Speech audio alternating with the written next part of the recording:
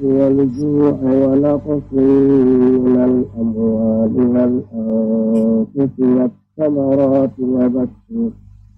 وبشر الصابرين الذين إذا أصابتهم مصيبة قالوا إنا لله وإنا إليه راجعون إنكم بشيء من الخوف والجوع ونقص من الأموال والأنفس والثمرات وبشر الصابرين الذين إذا أصابتهم مصيبة قالوا إنا لله وإنا إليه راجعون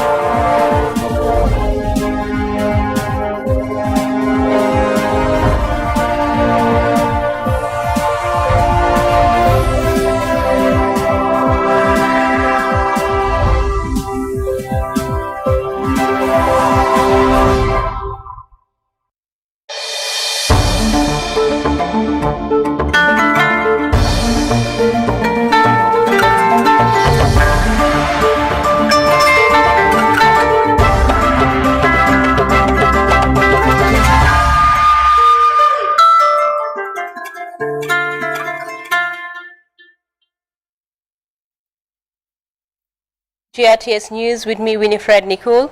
In the headlines this evening, the President, His Excellency Adama Barrow, receives in audience the executive members of the Smart Farming Association of the Gambia. ECOWAS nations meet in Banjul to discuss urgent economic challenges facing the sub-region amid spiking inflation and slow growth. The Health Ministry's National Health Insurance Authority advances consultations to develop health benefits for the National Health Insurance Scheme. In sports, GNOC trains presidents and secretary generals of National Association in Sports Administration. Away from home, Ukrainian President Zelensky urges increased pressure on Russia and military aid for Kiev during a virtual meeting with G7 leaders. Plus, Malawi's government bans the sale of food in primary and secondary schools as it battles one of the worst cholera outbreaks in years. Well, viewers, that's the top of the news and much more coming ahead with me, Winifred Nicole. Thank you so much for joining us.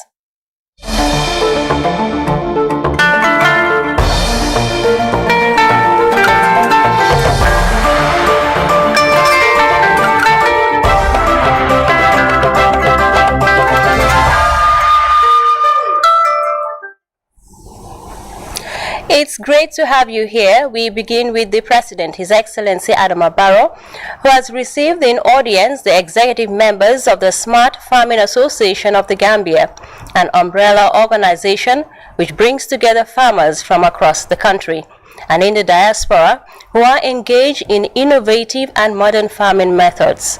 The meeting, as we hear in this report by Modu Jallo, sought to brief the President on the activities of the association and also seek support from government.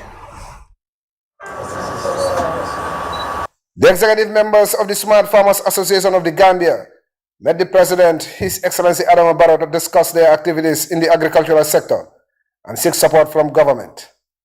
The association brings together farmers from across the country and the diaspora engaged in modern and innovative farming techniques.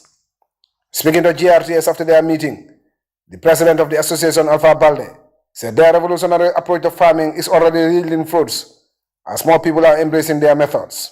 We are all farmers. First, to be a member, we have over 2,000 members across the country. We have committees, in every region, headed by executive. Some of them are in the Gambia here, some of them are in the diaspora. But everybody is doing farming in their own ways, but is finding smarter ways of producing, smarter ways of not doing some of the things that we have been doing for years and not still feeding ourselves. So we are introducing technologies, innovation, and methods that will enhance food production in this country. And we hope that with the support of government and NGOs, that we are able to deliver on that. The Secretary General of the Association, Alberto Jata, described the meeting with the President as very productive, as they have explained their challenges to government and received strong guarantees of support and partnership from the President. The type of farming we are doing, we are innovative. We have all our members are farmers. It's not that we just form an association just like that. Before you be a member of the association, you have to be a farmer. You have to get a farm. You have to be a practicing farmer. And all of us, we are practicing farmers. And we are bringing innovative things. Some of our members are producing apple in this country, strawberry, and all those exotic breeds people before think that they cannot grow in the Gambia. Now we are growing. He expressed readiness to complement government's efforts in enhancing agricultural production and productivity, with emphasis on innovation and technology. The finance manager of the association, Lamin Fofana, argued that Gambians should embrace modern farming techniques as opposed to subsistence agriculture, which has proved unsustainable over time. The association, he added, promotes sharing of best practices amongst members to promote cultivation of exotic crop and fruit varieties. Because we try to encourage chemical-free farming. We try to discourage our members to use chemical fertilizers. So we train our members to do composting, so that they can use compost manure from leaves, from animal dung and stuff like that. The second reason why we smart is new technology. As Smart Farmers Association, we do a lot of advocacy through technology. The meeting, they believe, will build the foundations for strong collaboration between government and the association, as the need for domestic food production to overcome rising food prices become more urgent. Momodu Jalo, JRCS News. To economic issues now, as ECOWAS Anglophone nations meet in Banjul to discuss the rising inflation and slow growth hampering economies across the sub-region. Delegates, including economic experts, are debating and assessing growth forecasts as they share best practices to beat inflation and revive economic development. Aminata Isayan covered this seminar and she filed in this report. The African continent has been hit by unprecedented economic crisis since the outbreak of COVID-19, with slow recovery gravely disrupting growth, pushing millions of Africans into poverty. The decline in economic activity, forecasted at 7.6%, essentially marks the undesirable impact of previous years. A convergence of experts from ECOWAS English-speaking countries in Banjul is discussing the slow pace of recovery, taking stock of the current inflation and macroeconomic estimates for 2022. The convergence will shape tangible mechanisms and contribute to efforts orienting national and sub-regional policy development and programs, and assess the impact of the recent crisis to produce short-term forecasts. Africa is faced with vast structural trials such as climate change, posing environmental threats and disruption of supply chains in energy. Food and agriculture inputs has drastically contributed to increased inflation and food scarcity. Following the devastating impact of COVID-19 in 2020, the economies of the region rebounded from recession.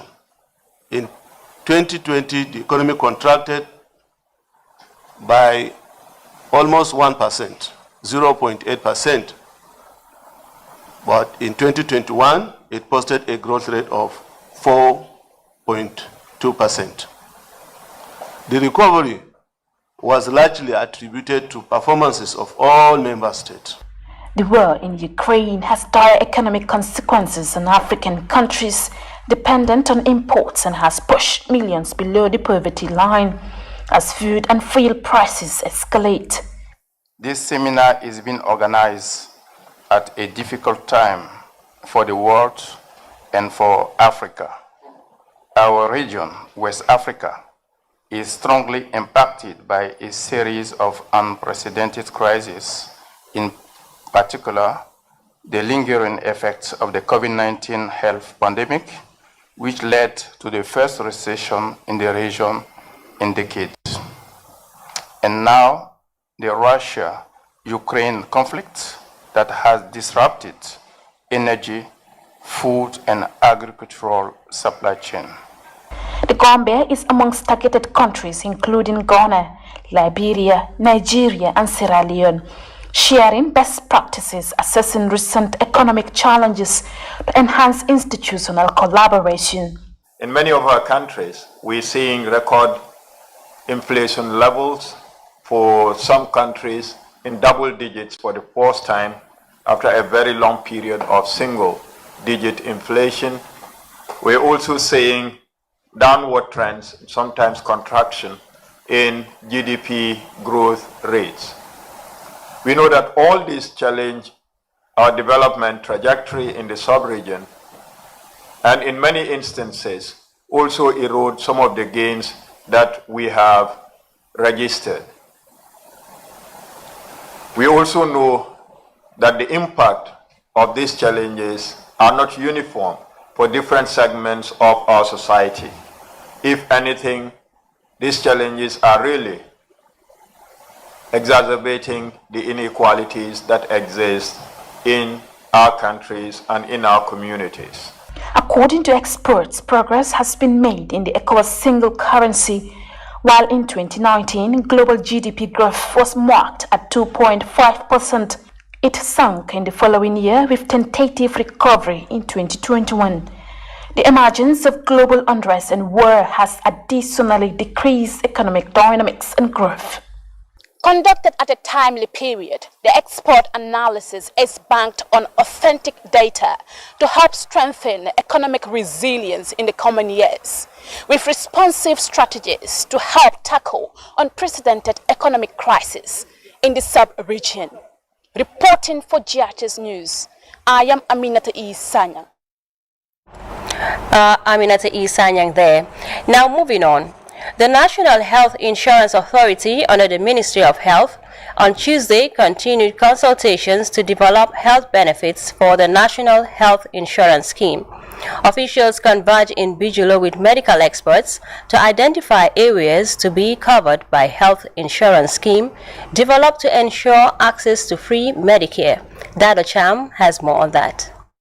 Medical and health experts met at the Saudoura Kairaba Jawara Conference Center to map out the most effective interventions to address the burden of the diseases in the Gambia, centered within the budget of the health insurance scheme. The permanent secretary at the Ministry of Health, Mohamed Lamin Jaita, applauded the ministry's development partners for their support throughout the process in the implementation of the health insurance scheme.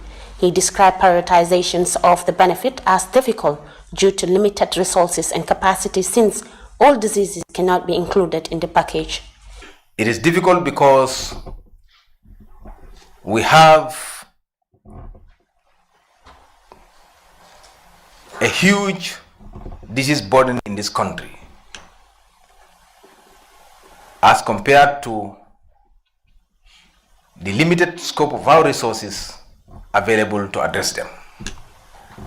And so to strike that neat balance between those priorities and the limited resource availability is a big challenge, but we are very much sure that we have very competent hands in the persons of all of you here to be able to, at the end of the day, help us with a list of priority interventions that will ensure that as a country we come to a takeoff stage that will be efficient and effective, and that will also avoid us learning into the mistakes of others. Mr. Samville Mills of the World Bank assured their support to the implementation of the scheme, noting that no government can do it alone. The World Bank has been very supportive from the concept stage of this National Health Insurance Scheme. We are currently supporting the performance-based financing of health facilities across the country, and this is going to feed into the National Health Insurance Scheme. We also provided some technical and financial support in developing the National Health Insurance Bill, and we've been continuing to provide support for the establishment of the National Health Insurance Authority. We also helped in selecting some key seasoned consultants. Dr. Lombe is helping you with the health benefits package. We also have another seasoned consultant who is helping with the actuarial study, looking at the financial sustainability of the scheme. Mr. Kasa Mohammed from the World Health Organization advised stakeholders to prioritize primary health care. The concept is really basic. What they wanted to say is please start small, practically small, and then add more of your services and populations gradually. Don't try to start everything. Don't try. I was part of some of the groups, and the ideas are really brilliant. We want to provide assistive devices. We want to provide MRI. We want to do all nice things to Gambians. But maybe that's not the right way to begin with. The right way to begin it is with some population, cover them all, and then add more population. Expand, finish your population. If you want to add more things, then you have to first provide all the basic things to your original population. Among the criteria, experts are debating burden of diseases, cost effectiveness, equity, financial risk protections, and social and economic impact, among others. Outcome of the meeting will decide on the intervention areas that will benefit from the health package by 9th November 2022 for implementation by January 2023. Dara Cham, GRTS News. Now, staying with health matters, a development support group, Join Hands to Save a Baby, has laid a foundation stone for the construction of a new maternity unit in Fonyi Demban, West Coast region. As Janketure reports, the project comes courtesy of UK-based Gambian philanthropist Ami Jaju at a tune of $15 million.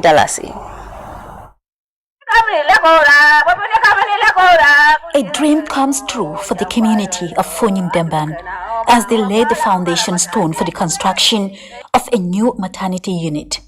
The initiative is the brainchild of UK-based Gambian philanthropist Ami Jaju, who is supporting access to maternal health through her foundation, Join Hands to Save a Baby. The maternity unit is meant to enhance the quality of patient care and performance of maternity services in the locality.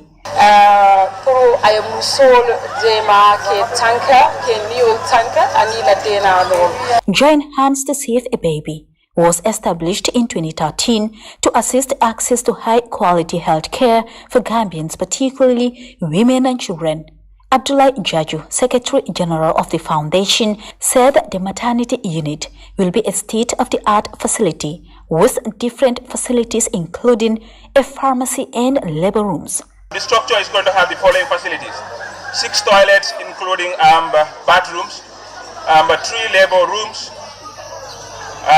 2 wards, a pharmacy, a blood bank, an examination room, staff room and dining, a clinic store, reception, and a change room.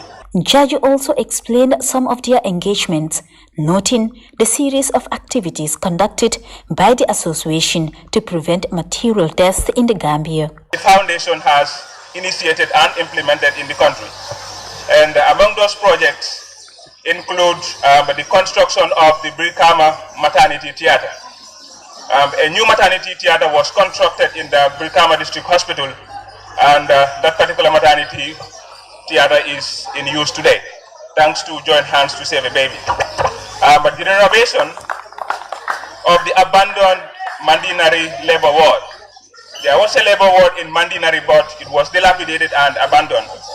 Thanks to Joint Hands to Save a Baby, that maternity ward was renovated and it is in use today. Villagers here expressed deep appreciation for the initiative, describing Amijaju as a true daughter of the village and the Gambia. Women in particular dilated on the struggles they undergo in accessing maternal care during pregnancy, with the only hospital nearby, Boyam Health Center, miles away.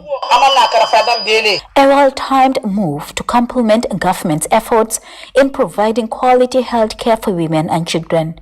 The maternity project, scheduled for completion in the coming 12 months, will alleviate a great need for the people of Ndemban and surrounding villages. Jankatura, Jatis News. A dream comes true for the community of Fonyim Demban as they laid the foundation stone for the construction of a new. The Gambia Food and Nutrition Association, in collaboration with the United Nations High Commissioner for Refugees, Tuesday commemorated the 30th anniversary of the Dafi Scholarship, a German educational grant for refugees around the world. The event, hosted at the GAFNA head office in Kanifing, witnessed testimonies by Dafi scholars whose countries of origin cuts across the continent, including Central African Republic. Usman Mane has more. Refugees across the world face continuous deprivation of rights and privileges out of their home of origin because host countries have limited social and other livelihood services for them due to their status and immigration laws. Gambia Food and Nutrition Association, Governor, through UNHCR support, were able to secure a German education scholarship program in 2016. Over 18,000 refugees globally are said to benefit from this scholarship since its commencement in 1992. The executive director of Governor, Yusufa Gomez, said the scholarship covers tuition fee, allowances, and other incidentals, among others. In 2021, 5 Dafi students graduated in different fields of studies. That is, making it possible for them to achieve their livelihood needs and contribute to the socio-economic development of the Gambia. Currently, this year, the Dafi program is sponsoring 38 refugee students coming from different countries of origin: DR Congo, Senegal, Central African Republic, and they are currently pursuing their degree programs and other academic pursuit at the GTTI, American International University, Gambia College, UTG, and other institutions of learning.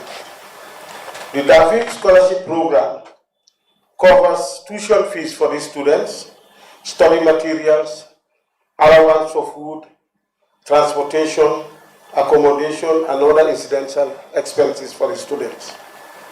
The 30th anniversary of Dafi Scholarship is anchored on building resilience through education, according to Mr. Gomez, will enhance integration and support refugee settlement to contribute to national development of host countries. We therefore thank the government of Germany and all stakeholders for facilitating access to higher education opportunities for refugee students in the Gambia. This gesture is contributing to UNHCR's 15 by 30 vision, the roadmap that includes the aim of achieving enrollment of 15% of young refugee women and men in higher education by the year 2030. Superintendent Omar T. Kamara from Gambia Commission for Refugees highlighted some of the opportunities available to refugees in the country. When you employ a refugee working with your organization, that agency or company is exempted from paying expected quota tax for employing that refugee. So this is in our program, and we have been working tirelessly with the trade ministry to ensure that this is waived, so that you that are graduating from the university can have employment. Likewise, if you have the money, the financial muscle, you can also open your own business and employ people. And therein, you have a meaningful life. Dafi scholars Sheikh Sane, Benita Sakolu, and Marian Mohammed Ali, whose countries of origin are Senegal, Democratic Republic of Congo, and Central African Republic, explain their experiences in pursuing higher education. These young men and women are ready to contribute to the advancement of the development initiative of the country as they approach the end of their scholarship. Officials of Governor encourage Dafi scholars to be steadfast and committed to their studies as they return thanks and appreciation to the German government. Usman Mane, GRTS. Moving on. Police Forensic Officer ASP Jatta wrapped up his testimony in the Bob Keita trial before the High Court's Justice Jallo. The forensic officer told the court blood samples extracted from the accused Boubacar Keita, Pa Modou Jom, and the late Baby Mohammed were taken to Ghana under cross-examination. The Jatta told the court he studied at the Malaysia University of Science as a forensic officer but has no expertise in DNA, noting that he has never handled biological samples for DNA tests outside the country, but knows the rules and procedures in biological sample management and has handled such samples in his work. On the verification and authenticity of ensured accuracy in blood samples, the rules governing biological samples, the witness said it depends on the type of biological sample, adding that blood samples should be collected in a blood container and stored for preservation. The police forensic officer, however, confirmed that he was not present when blood samples of the accused Boubacar Keita, Pa Modou Jom, and the late Baby Mohammed were extracted. The blood samples extracted from the said individuals, he further testified, were collected by hospital staff and given to him in cubes with labels after they were confirmed.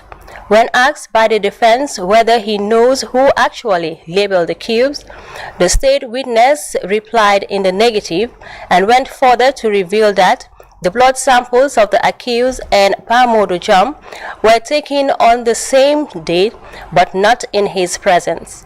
Testifying further in a quiet and packed courtroom, the police forensic officer confirmed that he never participated in the analysis of the blood samples in Ghana and has not informed Superintendent Edward Kofi Abang about the analysis of the samples. ASP Jatta finally told the court there was a command of communication between the authorities in Banjul and Accra on the analysis of blood and biological samples, further testifying that 7 biological samples were taken to Ghana, while 1 analysis was taken back to the Gambia in a sealed envelope addressed to the Inspector General of Police with a security seal of the Ghana Police Forensic Lab. The trial continues. Well, away from that, the Gambia Police Force Tuesday began a 3-day briefing event for law enforcement officers to promote and create awareness about the West African Police Information System WAPIS program in the Gambia. Omar P. Jallo attended the opening and filed in this report. WAPIS program aims to build an effective national, regional, and international response to criminal threat, including transnational organized crime and terrorism, through enhanced police information management and sharing. The program is funded by the European Union (EU) through the ECOWAS Commission and implemented by Interpol. In his statement, Commissioner of Police Lamin L.K. Bojang, on behalf of the Inspector General of Police, said the WAPIS system provides a platform for electronic management and sharing of information on crimes both locally and internationally among the security apparatus. No police organization can combat crime alone single-handedly without collaboration, without sharing or getting experience from other police institutions, and also information sharing in terms of data, because like we've seen now, the world is very much interconnected. You know, what a crime that happens in the Gambia can be similar crime that might happen in another country, and it can be the same set of people also involved in those criminal activities. So having the WAPIS program in the Gambia, I believe will help to consolidate our drive to better secure this country in terms of criminality. The Interpol head of the WAPIS program, Richard Godwin, said the objective of the program is to support the Gambia law enforcement agencies in the collection, storage, analysis and sharing of electronic criminal data with the ultimate goal of combating all forms of crimes. We all know all the security challenges the West Africa countries are facing, so transnational crimes, terrorism. So there is a need to have an automated electronic system for sharing police data among themselves. Most of the police data in West Africa is currently paper-based. With paper-based, we cannot be effective to share information. So that is the aim of the West African Police Information Program. The European Union head of delegation to the Gambia, Luca Patazota, said the WAPIS system is expected to facilitate information sharing among ECOWAS member states by supporting the establishment of criminal management system at national level and build the capacity of security apparatus. The program aims at supporting the investigation of major international crimes and the frontline officers in dealing with the movement of persons and goods at the border crossing points. The system recalls the early days of a similar structure of the European Union called Europol, whose mandate is also to fight against transnational threats. The ECOWAS resident representative, Maita French, believes organized crime and terrorism have no border. Thus, the WAPIS database can help improve security situation in the country while encouraging the Gambian authorities to take steps that will ensure nationwide use of WAPIS. This system will not only facilitate effective networking with the national actors on crime management, but also connect them with other law enforcement institutions of participating countries within the ECOWAS region. It will help to foster effective and efficient coordination and collaboration among stakeholders to combat criminal activities, especially transnational organized crimes. Representing the Minister of Interior, the Deputy Permanent Secretary Technical of the Ministry, Jibril Law, underscores the importance of regional peace and security, which the government of the Gambia is committed to support.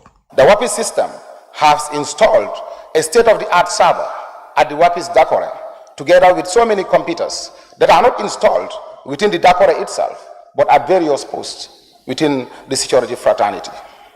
And as a result, the project is also in the process of making sure that there is real-time data sharing and hence a centralized network that will be supported by fiber optic cables. No police strategy can overcome the threat of transnational organized crime without an effective exchange of police information. Thus, the WAPIS program, which is expected to increase the capacity of national law enforcement agencies for a swift electronic sharing of criminal data to combat transnational organized crimes and terrorism. Reporting for GRTS News, I am Omar P. Jallo.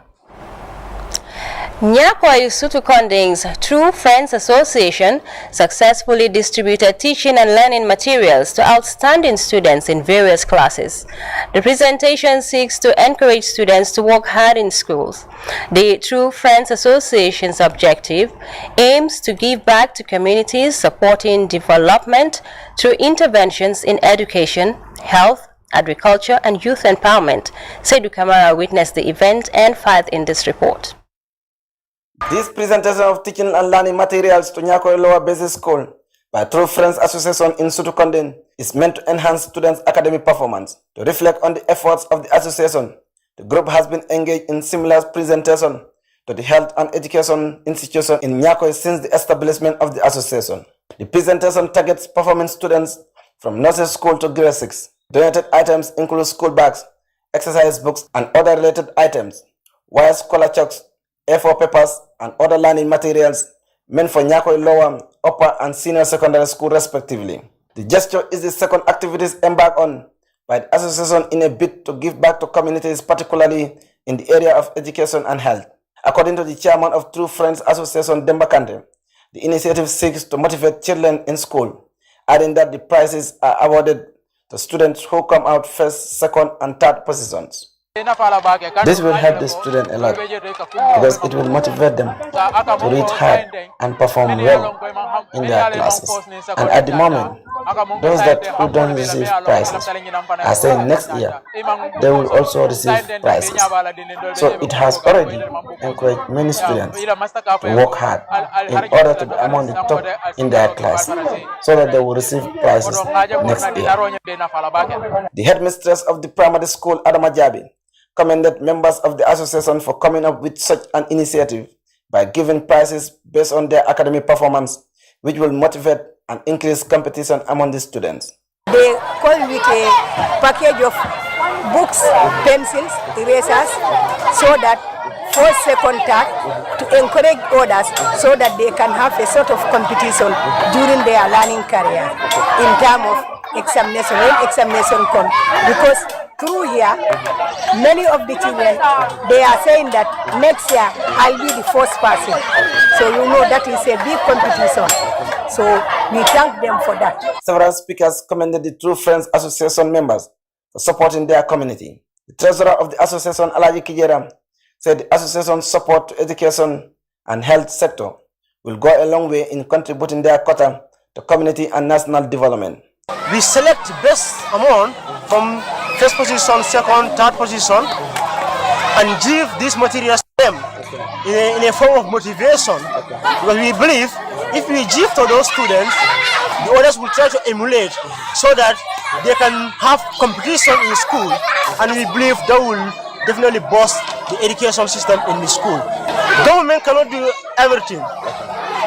For us, the citizens, the associations should join hands to make sure we have these kind of things in our communities. True Friends Association, according to its members, is a community-based non-profit organization aimed at giving back to society in key areas of health, education, agriculture, and youth empowerment. They, however, highlighted challenges such as finance, which they said is generated based on their monthly contribution of members. Saidu Kamara, reporting for JRTS News from Basse Upper River Region. Well, that report by Saidu Kamara takes us to a first commercial break. News from outside the Gambia is up next. Don't go away.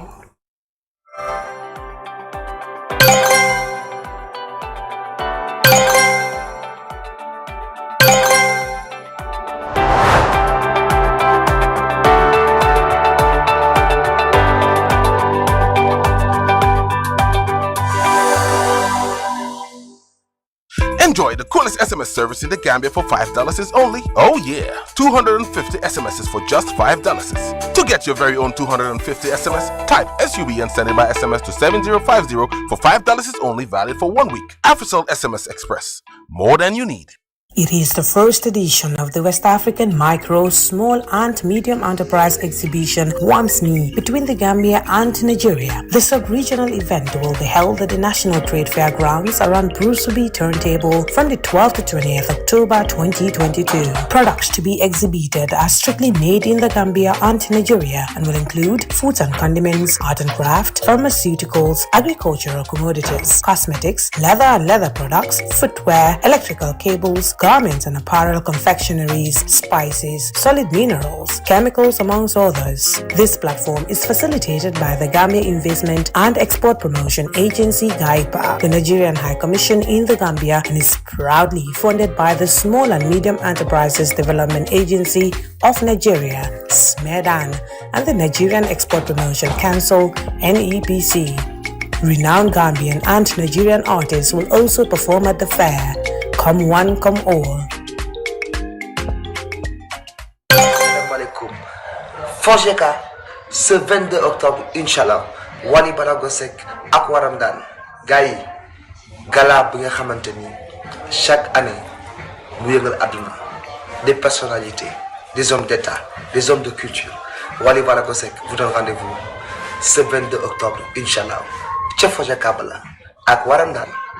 Ñëw leen Mr Amadou Diagne anniversaire bi foofu lañ ko yóbbu Fojeka inshallah. Assalamu alaikum Fojeka. Welcome back, and over now to news from outside the Gambia. Ukrainian President Zelensky has called for increased pressure on Russia as well as military aid for Kiev during a virtual meeting with leaders of G7 countries. NATO, whose defense ministers are set to meet in Brussels, is also under pressure to continue supplying Ukraine with increasingly sophisticated weapons while maintaining their own stockpiles up to alliance standards. Meanwhile, Russian missile strikes on Ukrainian cities continue. A school, a medical facility, and residential buildings in the southern Ukrainian city of Zaporizhia were hit by a round of missile strikes on Tuesday, killing at least one person. According to local officials, other cities have also been under fire. Our infrastructure, everything. I really don't know, and I'm extremely angry, by our kids. Our people should I don't know what to say. Why? And Kyiv was not the only target. Russian rockets caused chaos and destruction in cities across the country, like here in Dnipro. Despite Russia's escalation in the war, the spirit of the Ukrainian people and their resolve remain strong. But with reports of more Russian strikes in the south of Ukraine on Tuesday, many are wary of what's to come. Well, that's the news, but before we go, a quick look at our headline-making stories. The President, His Excellency Adama Barrow, received in audience the executive members of the Smart Farming Association of the Gambia. ECOWAS nations are meeting in Banjul to discuss urgent economic challenges facing the sub-region amid spiking inflation and slow growth. The Health Ministry's National Health Insurance Authority is advancing consultations to develop health benefits for the National Health Insurance Scheme. In sports, GNOC trains presidents and secretary generals of National Association in Sports Administration. Away from home, Ukrainian President Zelensky called for increased pressure on Russia and military aid for Kiev during a virtual meeting with G7 leaders.